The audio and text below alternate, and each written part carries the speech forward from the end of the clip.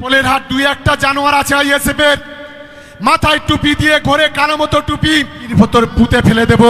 আটকাবার ক্ষমতা তোমার বাপ নৌসাদ, তোমার বাপ আব্বাস পারবে না।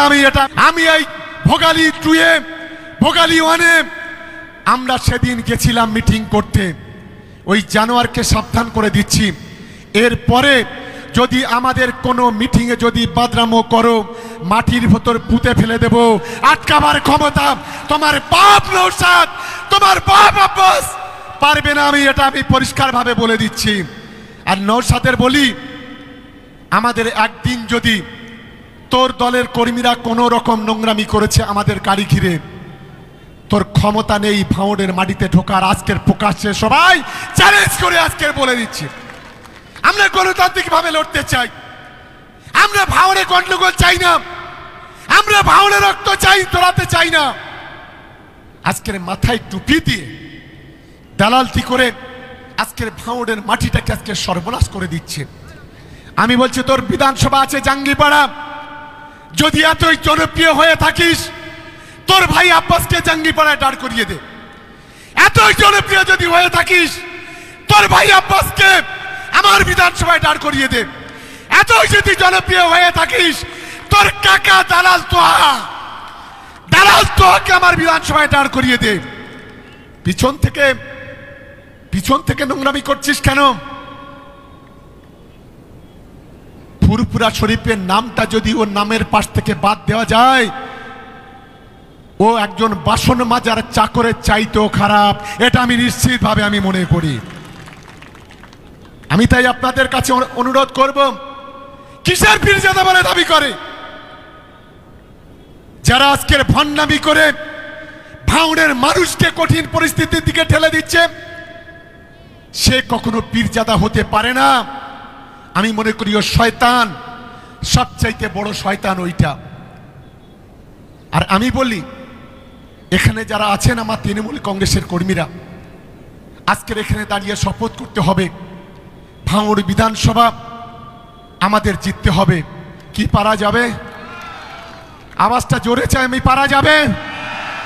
ভণ্ড হটানো যাবে, ভাঙড় বাঁচানো যাবে, মানুষকে বাঁচানো যাবে, দালাল হটানো যাবে। নিশ্চিতভাবে আমি মনে করি এটাই হচ্ছে ভাঙড়। ভাঙড়ের গর্জন আইএসএফ এর বিসর্জন, ভাঙড়ের গর্জন বিজেপির বিসর্জন। আর এদের একটা গুরুদেব আছে, যার নাম হচ্ছে বিজেপির দালাল শুভেন্দু অধিকারী। আমি শুভেন্দুকে 4টে প্রশ্ন করতে চাই। কি অপরাধ করেছিল বাংলার মানুষ? কেন আজকের বাংলার গরিব মানুষের 11 লক্ষ ঘর কেড়ে নেওয়া হলো?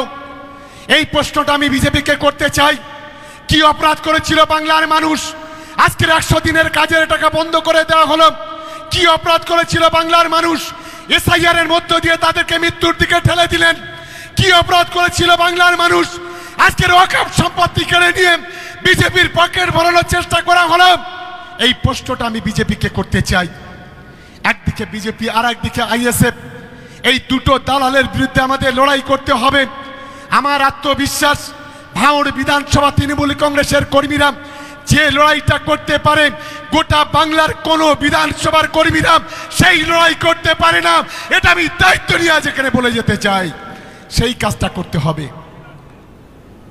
এখনো মিছিল আসছে, আমি ধন্যবাদ জানাই। কি দিয়ে ধন্যবাদ জানাবো?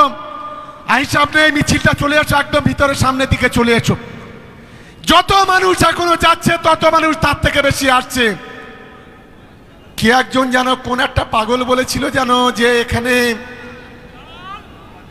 লোক আসবে না, কি নাম বলতে পারবেন কারা? আমি বলবো না, জোরে বলতে হবে। কে বলেছিল? আমি আর ওর নাম করলে আমার আজকে রাত্রিতে ভাবতে হবে না। আমি অবাক হয়ে যাচ্ছি। আরে আইএসএফ এর যদি পা যদি চাটতে হয়, তা পিছন থেকে চাটছো কেন? তুমি যদি তোমার মায়ের দুধ খেয়ে থাকো, তৃণমূলের কথা না বলে আইএসএফ এর পাটা সরাসরি চাটো, দেখবো তুমি কত বড় জননেতা নাকি তৈরি হয়েছো। আমাদের বলে, আমাদের নামে গালাগালি করে। আমি একদিন ওর বাপ হয়েছিলাম, জানো তো? কারা জানে? হাত তোলো তো দেখি। এই মিটিয়ে বলেছিল আমার বাপের মতো, আমার দেবতার মতো। আজকের আমি অনেক কিছু হয়ে গেছি। হতেই পারি, কিন্তু একটা কথা মনে রাখো, নেতা অভিষেক বন্দ্যোপাধ্যায়, নেত্রী মমতা বন্দ্যোপাধ্যায় ভাঙড়ের মাটি থেকে একদিকে এই আইএসএফ এর মতো কুলাঙ্গার, আর আরেকদিকে দলের দু চারটে গাদ্দার বেঈমান আছে যারা দলটাকে বিরোধীদের হাতে তুলে দিতে চায়। তাদের জামা যতদিন না ভাঙড়ের মানুষ খুলে নেবে ততদিন পর্যন্ত এই লড়াই চলবে চলবে চলবে, কোনো বন্ধ করা যাবে না, বন্ধ আমরা করব না। মধুর হাড়ি, মধু চেটে চেটে লোভ হয়ে গেছে।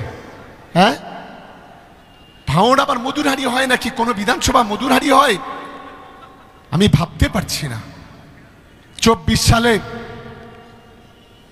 তৃণমূল কংগ্রেসকে হারানোর চেষ্টা করা হলো।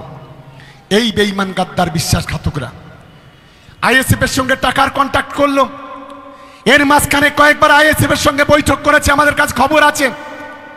আইএসএফ লাথি মারছে, বলছে ওরকম মাল যদি দলে নেই তাহলে দলটা সর্বনাশ হয়ে যাবে, দলটা থাকবে না। আমি তাই খুব সাবধান করে দিয়ে বলতে চাই, যদি কোনো জায়গায় বাদরামি করো, এটা আমি সামনে থেকে সমর্থনটা নিতে চাই। দলের মধ্যে থেকে যদি কেউ গাদ্দারি করে তার উচিত শিক্ষা দেওয়া যাবে। আওয়াজটা পুরোটাই আমি শুনতে চাই।